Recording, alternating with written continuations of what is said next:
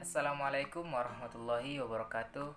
Perkenalkan, nama saya Muhammad Hadef Petriza dengan nomor BP 1911521007. Kali ini saya akan membahas soal-soal dari ujian akhir semester mata kuliah Matematika Diskrit. Kita langsung saja pada pertanyaan pertama. Jelaskan proses induksi matematik berlaku seperti efek domino seperti yang dijelaskan pada gambar berikut.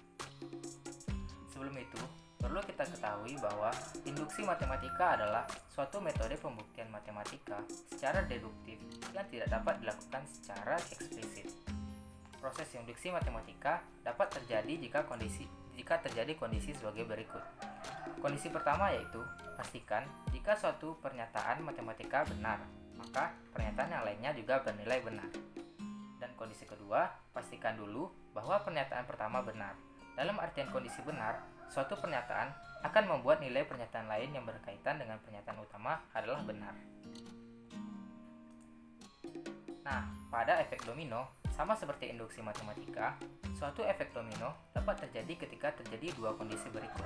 Kondisi pertama yaitu pastikan jika satu domino jatuh, maka domino lain juga akan jatuh. Maka dari itu, domino perlu disusun berdekatan, sehingga satu aksi yang menyebabkan satu domino jatuh akan menyebabkan domino setelahnya akan jatuh juga. Dan kondisi kedua, pastikan bahwa domino pertama akan jatuh. Bagaimana caranya? Ya dijatuhkan. Kita lanjut pada contoh implementasinya. Kita misalkan S adalah sebuah himpunan bagian N yang memiliki dua sifat. Sifat pertama yaitu S memiliki anggota bilangan 1. Dan sifat kedua, untuk setiap K anggota N, jika K anggota S, maka K plus 1 juga merupakan anggota S. Maka diperoleh S sama dengan N. Pada gambar A di samping, kita melihat sebaris 4 domino pertama yang ditata rapi dengan jarak antara masing-masing domino yang berdekatan kurang dari tinggi domino. Sehingga jika kita mendorong domino K ke kanan, maka domino tersebut akan merebahkan domino nomor K plus 1. Proses ini ditunjukkan oleh gambar B. Kita tentu akan berpikir bahwa apabila proses ini berlanjut, maka domino nomor K plus 1 tersebut juga akan merebahkan domino di sebelahnya, yaitu domino nomor K plus 2 dan seterusnya. Pada bagian C menggambarkan bahwa dorongan terhadap domino pertama merupakan analogi dari bilangan 1 menjadi anggota himpunan S. Hal ini merupakan langkah dasar dari proses efek domino.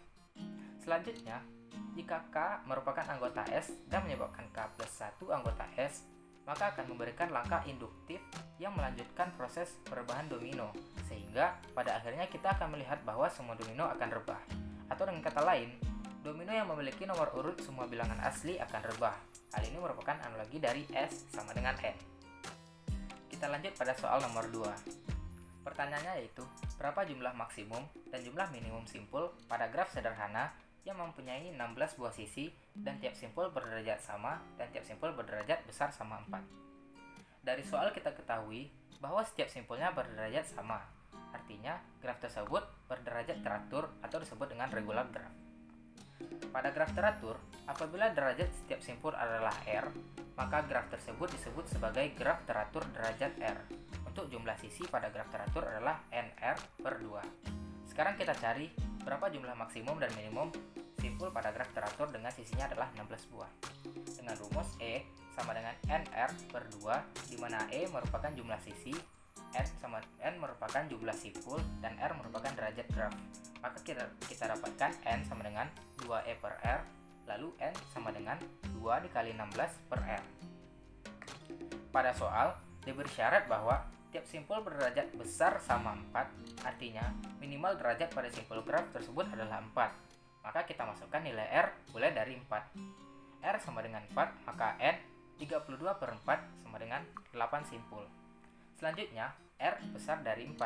Dengan nilai R adalah tentu bilangan bulat yang dapat membagi 32 tanpa sisa, yaitu R sama dengan 8, maka kita dapatkan 4 simpul, dan R sama dengan 16 kita dapatkan 2 simpul. Akan tetapi, membuat graf sederhana dengan 4 simpul tidak memungkinkan, karena graf sederhana tidak mengandung sisi ganda dan sisi gelang. Untuk dua kondisi graf dengan derajat 8 dan 16 bisa memiliki 16 sisi, tapi sisi yang terbentuk nantinya akan ada sisi ganda. dan atau sisi gelang atau looping. Sehingga dengan kondisi derajat graf tersebut yang terbentuk graf tidak sederhana, maka disimpulkan bahwa jumlah maksimum dan jumlah minimum simpul pada graf sederhana yang mempunyai 16 posisi dan tiap simpul berderajat sama adalah 8 simpul dengan derajat setiap simpulnya adalah 4. Nah, kita lanjut pada soal ketiga. Pertanyaannya yaitu, jelaskan pemahamanmu mengenai rekursi dan apa fungsi utama rekursi. Rekursi adalah proses mendefinisikan objek dalam terminologinya sendiri, atau suatu proses yang memanggil dirinya sendiri secara langsung atau dengan fungsi lainnya. Jika suatu objek yang didefinisikan dalam terminologi dirinya sendiri, maka objek tersebut dikatakan rekursif. Fungsi utama dari rekursif adalah untuk menyederhanakan atau mengurangi suatu masalah dengan memecah masalah tersebut menjadi masalah yang lebih kecil untuk diselesaikan sedikit demi sedikit. Nah, contoh dari rekursif sendiri adalah seperti menentukan nilai faktorial bilangan Fibonacci. Dapat kita lihat pada contoh di atas, fungsi rekursif memiliki ciri khas yang pertama. Fungsi rekursif ini selalu memiliki nilai yang akan membuat fungsi ini akan berhenti bekerja. Dan yang kedua, setiap fungsi rekursif ini memanggil dirinya sendiri. Fungsi ini akan selalu mengurangi atau memecahkan masalah masukkan data dalam setiap panggilannya. Baik teman-teman, sekian pembahasan soal dari saya, semoga dapat dipahami.